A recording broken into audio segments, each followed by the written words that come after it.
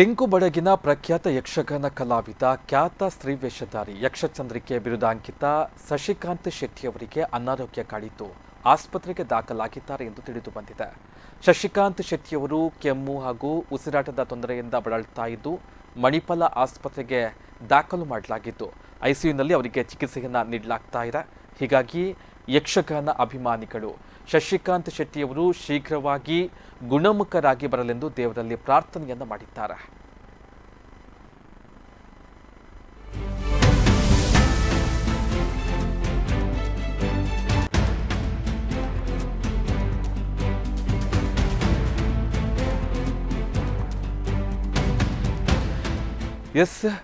ತೆಂಕು ಬಡಗಿನ ಪ್ರಖ್ಯಾತ ಯಕ್ಷಗಾನ ಕಲಾವಿದ ಖ್ಯಾತ ಸ್ತ್ರೀ ವೇಷಧಾರಿ ಯಕ್ಷಚಂದ್ರಿಕೆ ಬಿರುದಾಂಕಿತರಾಗಿರುವಂತಹ ಶಶಿಕಾಂತ್ ಶೆಟ್ಟಿಯವರು ಅನಾರೋಗ್ಯದಿಂದ ಬಳಲ್ತಾ ಇದ್ದಾರೆ ಅನ್ನುವಂತಹ ಮಾಹಿತಿಗಳು ಲಭ್ಯ ಆಗ್ತಾ ಇದೆ.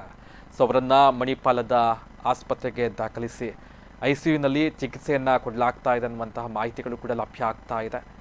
ಅಂದರೆ ಶಶಿಕಾಂತ್ ಶೆಟ್ಟಿಯವರು ಏನು ಸಮಸ್ಯೆಯಿಂದ ಬಳಲ್ತಾ ಇದ್ದಾರೆ ಅಂತ ಹೇಳಿದರೆ ಉಸಿರಾಟದ ತೊಂದರೆ ಅವರನ್ನು ಇಲ್ಲಿ ಕಾಡ್ತಾ ಇದೆ ಅನ್ನುವಂಥ ಮಾಹಿತಿಗಳು ಲಭ್ಯ ಆಗ್ತಾ ಇದೆ. ಆ್ಯಂಡ್ ಅವರಿಗೆ ಸಂಬಂಧಪಟ್ಟವರನ್ನು ಅವರ ಜೊತೆಗಾರರನ್ನು ಮಾತನಾಡಿಸುವ ಪ್ರಯತ್ನವನ್ನು ಖಂಡಿತವಾಗಲೂ ಸೂಕ್ತ ವಾಹಿನಿ ಮಾಡುತ್ತೆ. ಅದರ ಜೊತೆಗೆ ಅವರ ಪ್ರಸ್ತುತ ಪರಿಸ್ಥಿತಿ ಯಾವ ರೀತಿಯಾಗಿದೆ, ಅವರು ಚಿಕಿತ್ಸೆಗೆ ಯಾವ ರೀತಿ ಸ್ಪಂದನೆಯನ್ನು ಕೊಡ್ತಾ ಇದ್ದಾರೆ, ಯಾಕಂತ ಹೇಳಿದರೆ ಅವರನ್ನು ರಂಗದಲ್ಲಿ ನಿರೀಕ್ಷೆ ಮಾಡುವಂತಹ ಅಭಿಮಾನಿಗಳು ಸಾವಿರಕ್ಕೂ ಮಿಕ್ಕಿ. ಸೊ ಹಾಗಾಗಿ ಎಲ್ಲ ಅಭಿಮಾನಿಗಳು ಕೂಡ ಅವರ ಆರೋಗ್ಯದ ಚೇತರಿಕೆಗಾಗಿ ಪ್ರಾರ್ಥನೆಯನ್ನು ಮಾಡ್ತಾ ಇದ್ದಾರೆ. ನಾವು ಗಮನಿಸಬೇಕಾಗತ್ತೆ. ಯಾಕಂತ ಹೇಳಿದರೆ ಸಾಲಿಗ್ರಾಮ ಮೇಳ ಏನಿದೆ, ಯಕ್ಷಗಾನ ಮೇಳ, ಬಡಗು ತೀಟಿನಲ್ಲಿ ಅವರು ತಮ್ಮನ್ನು ತಾವು ತೊಡಗಿಸಿಕೊಂಡಿದ್ದರು. ತೆಂಕು ಮತ್ತು ಬಡಗು ಎರಡರಲ್ಲೂ ಕೂಡ ಅವರು ನೈಪುಣ್ಯತೆಯನ್ನು ಹೊಂದಿರುವಂತಹ ಕಲಾವಿದ. ಸದ್ಯ ಅನಾರೋಗ್ಯದ ನಿಮಿತ್ತ ಮಣಿಪಾಲದ ಆಸ್ಪತ್ರೆಗೆ ಅವರು ದಾಖಲಾಗಿರುವಂತಹ ವಿಚಾರ ಕೇಳಿ ಅಭಿಮಾನಿಗಳು ಬೇಸರವನ್ನು ಮಾಡಿಕೊಂಡಿದ್ದಾರೆ. ಆದಷ್ಟು ಬೇಗ ಶಶಿಕಾಂತ್ ಶೆಟ್ಟಿಯವರು ಗುಣಮುಖರಾಗಿ ಬರಲಿ, ಮತ್ತೆ ರಂಗದಲ್ಲಿ ಕಾಣಿಸಿಕೊಳ್ಳಿ ಅಂತ ಹೇಳಿ, ಕೆಮ್ಮು ಮತ್ತು ಅವರಿಗೆ ಉಸಿರಾಟದ ತೊಂದರೆ ಕಾಣಿಸಿಕೊಳ್ತಾ ಇದೆ ಅನ್ನುವಂತಹ ಮಾಹಿತಿಗಳು ಇದೆ. ಯಾಕಂತ ಹೇಳಿದರೆ ಈಗೀಗಿನ ಸಂದರ್ಭಗಳಲ್ಲಿ ಕಲಾವಿದರು ಆರೋಗ್ಯದ ಬಗ್ಗೆ ಜಾಗ್ರತೆಯನ್ನು ವಹಿಸಿಕೊಳ್ಳುವುದು ತುಂಬ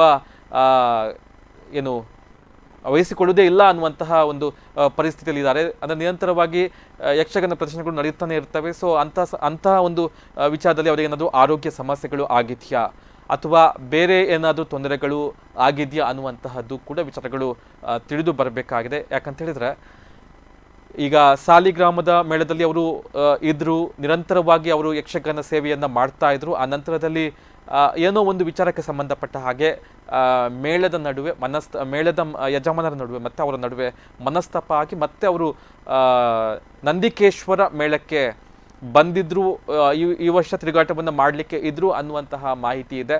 ಜೊತೆಗೆ ಮೊನ್ನೆ ನಡೆದಂತಹ ಸಂಪಾಜೆ ಯಕ್ಷೋತ್ಸವದಲ್ಲಿ ಕೂಡ ಅವರು ಪಾಲ್ಗೊಳ್ಳಲಿಲ್ಲ. ಯಾಕೆ ಅಂತ ಹೇಳಿ ಅಭಿಮಾನಿಗಳು ಚಿಂತೆಯನ್ನು ಮಾಡ್ತಾ ಇದ್ರು, ಯೋಚನೆಯನ್ನು ಮಾಡ್ತಾ ಇದ್ರು.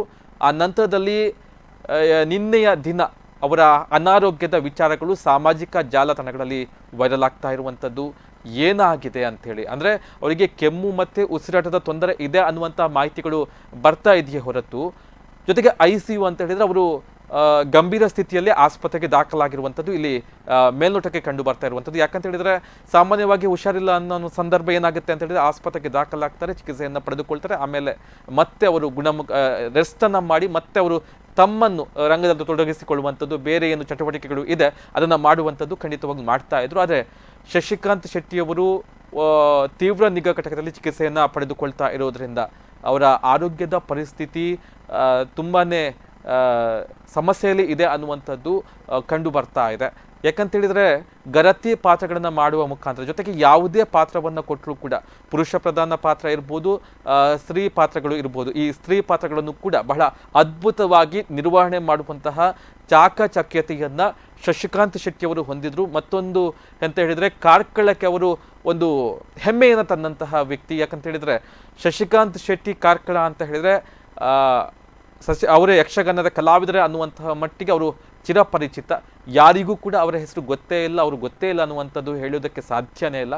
ಯಾಕಂತ ಹೇಳಿದರೆ ಬಹು ಬೇಡಿಕೆಯ ಕಲಾವಿದರು, ಜೊತೆಗೆ ಯಶಸ್ಸಿನ ಉತ್ತುಂಗದಲ್ಲಿ ಇದ್ದಂತಹ ಕಲಾವಿದ, ಈ ಕಲಾವಿದನಿಗೆ ಏಕಾಏಕಿ ಈ ರೀತಿಯ ಸಮಸ್ಯೆಗಳು ಕಾಡುತ್ತೆ ಅಂತ ಹೇಳಿದ್ರೆ ಖಂಡಿತವಾಗ್ಲೂ ಅಭಿಮಾನಿಗಳಿಗೆ ನೋವಾಗುತ್ತೆ, ಬೇಸರ ಆಗುತ್ತೆ, ಭಯ ಆಗುತ್ತೆ ಖಂಡಿತವಾಗ್ಲೂ. ಯಾಕಂತ ಹೇಳಿದ್ರೆ ಅವರ ಅಂಬೆಯ ಈ ಏನು ಅಂಬ ಶಪಥದಲ್ಲಿ ಅಂಬೆಯ ಪಾತ್ರ ಅನ್ನುವಂಥದ್ದು ಇದೆಯಲ್ಲ, ಸೊ ಅದು ಬಹಳಷ್ಟು ವೀಕ್ಷಕರಿಗೆ ಮುಟ್ಟಿದಂತಹ ಪಾತ್ರ. ಅದು ಎಂದಿಗೂ ಕೂಡ ಯಾರು ಎಷ್ಟೇ ಒಂದು ಆ ಪಾತ್ರವನ್ನು ನಿರ್ವಹಣೆ ಮಾಡಲಿ ಯಶಸ್ವಿಯಾಗಿದ್ದೇವೆ ಅಂತ ಹೇಳಿದರೂ ಕೂಡ ಶಶಿಕಾಂತ್ ಶೆಟ್ಟಿಯವರ ಅಂಬೆಯ ಪಾತ್ರವನ್ನು ಯಾರು ಕೂಡ ಮರೆಯೋದಕ್ಕೆ ಸಾಧ್ಯ ಆಗೋದಿಲ್ಲ. ಯಾಕಂತ ಹೇಳಿದರೆ ಆ ವಿಡಿಯೋವನ್ನು ನೇರವಾಗಿಯೂ ನಾನು ಗಮನಿಸಿದ್ದೇನೆ, ಜೊತೆಗೆ ವಿಡಿಯೋದಲ್ಲೂ ಕೂಡ ಗಮನಿಸಿದ್ದೇನೆ. ಆ ಒಂದೊಂದು ಸನ್ನಿವೇಶಗಳನ್ನು ವಿವರಿಸುವಂತಹ ಪರಿ ಇದೆಯಲ್ಲ, ಖಂಡಿತವಾಗ್ಲೂ ಅದು ಯಾರಿಗೂ ಕೂಡ ಅಷ್ಟು ಶೀಘ್ರವಾಗಿ ಒಲಿಯೋದಕ್ಕೆ ಸಾಧ್ಯನೇ ಇಲ್ಲ. ಅಷ್ಟು ಅದ್ಭುತವಾಗಿ ಪಾತ್ರವನ್ನು ನಿರ್ವಹಣೆ ಮಾಡ್ತಾ ಇದ್ರು. ಅಂದರೆ ಪರಕಾಯ ಪ್ರವೇಶ ಮಾಡುವ ರೀತಿ ಶಶಿಕಾಂತ್ ಶೆಟ್ಟಿಯವರು ಆ ಪಾತ್ರವನ್ನು ನಿರ್ವಹಣೆ ಮಾಡ್ತಾ ಇದ್ರು. ಅಷ್ಟು ಅಂದರೆ ಪಾತ್ರಕ್ಕೆ ನ್ಯಾಯ ಕೊಡುವಂತಹ ವ್ಯಕ್ತಿ ಅವರು ಹಾಕಿದ್ರು. ಏಕಾಏಕಿ ಇಂತಹ ಕಲಾವಿದ ಈ ರೀತಿಯ ಒಂದು ಅನಾರೋಗ್ಯಕ್ಕೆ ಈಡಾಗಿ ಆಸ್ಪತ್ರೆಗೆ ದಾಖಲಾಗ್ತಾರೆ ಅಂತ ಹೇಳಿದರೆ ಖಂಡಿತವಾಗ್ಲೂ ಅಭಿಮಾನಿಗಳಿಗೆ ಅದು ನೋವನ್ನು ಕೊಡುವಂತಹ ವಿಚಾರ. ಅವರಿಗೆ ಏನೂ ಸಮಸ್ಯೆಗಳಾಗದೆ ಆರೋಗ್ಯವಂತರಾಗಿ ಅವರು ಬರಲಿ ಅನ್ನುವಂಥ ಪ್ರಾರ್ಥನೆಯನ್ನು ಅಭಿಮಾನಿಗಳು ದೇವರಲ್ಲಿ ಮಾಡ್ತಾ ಇರುವಂಥದ್ದು. ಆದಷ್ಟು ಬೇಗ ಶೀಘ್ರವಾಗಿ ಶಶಿಕಾಂತ್ ಶೆಟ್ಟಿಯವರು ಗುಣಮುಖರಾಗಲಿ, ಜೊತೆಗೆ ಮತ್ತೆ ರಂಗದಲ್ಲಿ ಅವರು ಮುನ್ನಡೆಯುವ ಹಾಗೆ ಆಗಲಿ ಅನ್ನುವಂತಹ ಆಶಯವನ್ನು ಸೂಕ್ತ ವಾಹಿನಿ ವ್ಯಕ್ತಪಡಿಸುತ್ತೆ.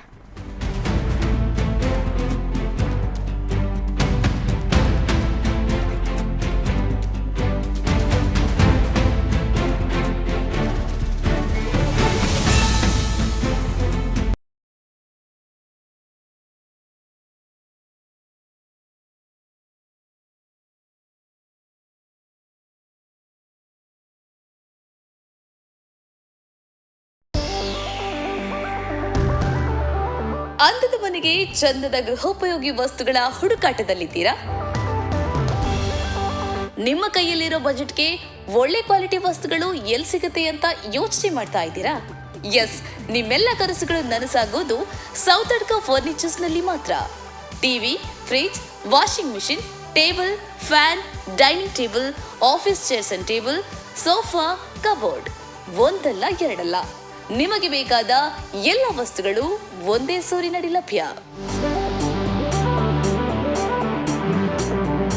ನಿಮ್ಮ ಬಜೆಟ್ಗೆ ನಿಮಗಿಷ್ಟವಾದ ವಸ್ತುಗಳನ್ನ ಇಲ್ಲಿಂದಾನೇ ತಗೋಬಹುದು.